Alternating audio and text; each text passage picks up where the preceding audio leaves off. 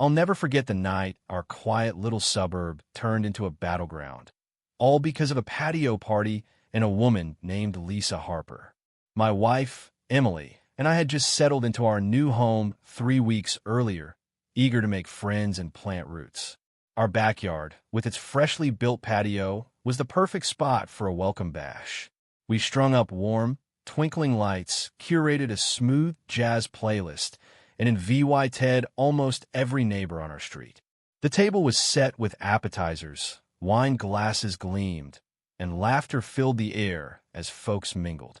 It was the kind of evening you dream about when you move to a place like this, cozy, friendly, full of promise. But by the end of the night, wine would be spilled, tempers would flare, and handcuffs would click. And it all started because we didn't invite Lisa. Lisa Harper was the HOA president, a title she wore like a crown in her personal kingdom. Neighbors had warned us about her the day we moved in. "Watch out for Lisa," our next-door neighbor, Mike, said, hauling boxes with us. "She's been running this place for 6 years, and she's got a ruler for everything literally. Last year, she fined people for grass half an inch too tall." We chuckled, thinking he was exaggerating, until another neighbor, Sarah, piped up about Lisa's crusade against unapproved mailbox shades. The stories painted a clear picture. Lisa was a control freak, and crossing her was a bad idea. So, when we planned our party, we made a calculated choice to leave her off the guest list. We weren't breaking any rules. Emily and I pored over the HOA handbook twice. Our party was on our property, under 20 people, and well within noise limits. But apparently, excluding Lisa from a neighborhood event was a sin she wouldn't forgive. The trouble started brewing before the first guest even arrived. As I set up chairs, I caught Lisa pacing near our fence, her crisp khaki pants and HOA-embroidered polo practically screaming authority. Her scowl could have soured milk, and she was scribbling furiously in a little black notebook, glaring at our patio like it was a crime scene. By 6 o'clock, when neighbors started trickling in, Lisa's antics kicked into high gear. First, she fired up her leaf blower. Mind you, it was May, and there wasn't a leaf in sight. The roar was obnoxious, but we ignored it, turning up our jazz to drown her out. Then she escalated, planting a Bluetooth speaker on her porch and blasting a bizarre mix of opera and death metal. The noise was so loud it had to violate the very ordinances she loved to enforce. Emily grabbed my arm and whispered, "Don't let her ruin this." So we didn't. Our guests, bless them, seemed to get it, exchanging smirks every time a cymbal crashed from Lisa's direction. By 7:30, we thought maybe she'd given up. Her music cut off, and she vanished into her house. "Maybe she's done," Emily said, passing around her famous mini quiches with a hopeful smile. Oh, how wrong we were. I was mid-sentence, telling Mike and Sarah about our patio renovation, when a gasp rippled through the crowd. There, at the entrance to our backyard, stood Lisa. Her face was flushed, her grip white-knuckled around a bottle of red wine. The chatter died, and all eyes locked on her. "Having a little party, are we?" she said, her voice syrupy sweet before it turned razor vy soul crack. "Funny, I didn't get an vy tatai on. I'm the HOA president, you know." I stepped forward, keeping my voice steady. "Lisa, this is a private gathering on our property. We're within HOA guidelines." Her eyes narrowed, scanning our guest neighbors who, I realized, had probably never dared exclude her before. "This is about community standards," she hissed, but we all knew it was personal. Mike stepped up beside me. "There's nothing in the bylaws about inviting you," he said. They checked. That's when Lisa snapped. Her face twisted with rage, and she screamed, "I wasn't invited." In one swift motion, she uncorked the wine and flung it across our table. Red wine splattered the white tablecloth, soaked the dessert platter, and drenched guests who couldn't dodge fast enough. Emily's best friend, Anna, shrieked as her cream blouse turned crimson. For a moment, the world froze.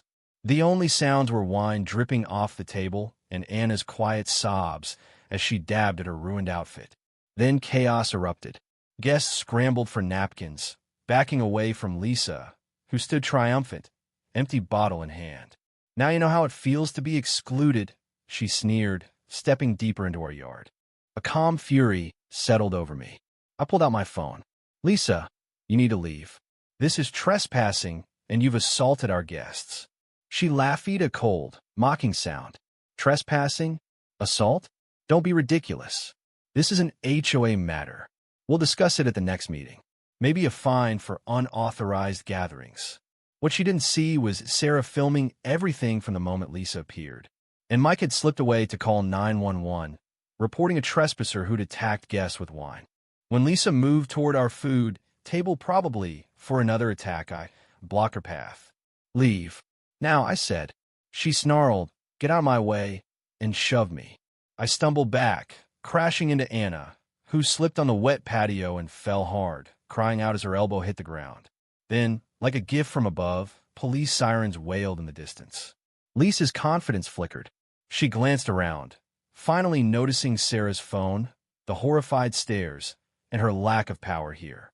This is absurd, she sputtered. I was checking a noise complaint. They attacked me. But her lies unraveled fast. 2 officers arrived, led by Officer Daniels. He surveyed the scene, the wine-soaked table, Anna crying as Mike helped her up, Lisa clutching the empty bottle. What's going on? He asked. Before Lisa could spin her tale, Sarah stepped forward. I have it all on video, officer. She played the footage, and Daniel's face hardened.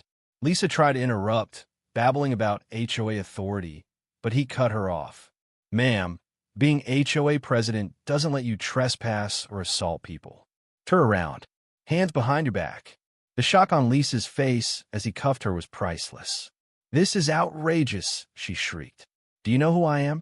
As they led her to the squad car, she locked eyes with me. This isn't over, she spat. I'll ruin you and your property values. Daniel shut the door on her threats. Ma'am, that's not helping your case. Lisa's downfall was swift. She was charged with trespassing, assault, and disorderly conduct. At her hearing 3 weeks later, the judge had no patience for her claim that HOA presidents have special privileges. Sarah's video and 12 witness statements sealed her fate. Lisa got 6 months probation, Dulac 2,500 in fines, restitution for Anna's clothes and our tablecloth, 40 hours of community service, and an anger management course. But the neighborhood wasn't done with her. Word of her arrest spread like wildfire, and the HOA board called an emergency meeting. Lisa sat, stone-faced, as they voted unanimously to oust her as president and ban her from any HOA role for 5 years. Her real estate firm, spooked by her anger issues, put her on unpaid leave. As she stormed out of the meeting, I heard her mutter, all this over a stupid party. Our little suburb hasn't been the same since. The air feels lighter, like we've all been freed from tyrant. But I can't shake Lisa's final threat. Is she really done, or is she plotting revenge? And what does this say about power in places like this? Should we have Ted her, knowing what she's like? Could this have been avoided, or was Lisa a ticking time bomb? What would you have done, stand up to a bully like her, or play nice to keep the peace? Let me know in the comments, and if you think this story deserves a like or a subscribe, I'd love your support. After all, you never know what's brewing in your own backyard.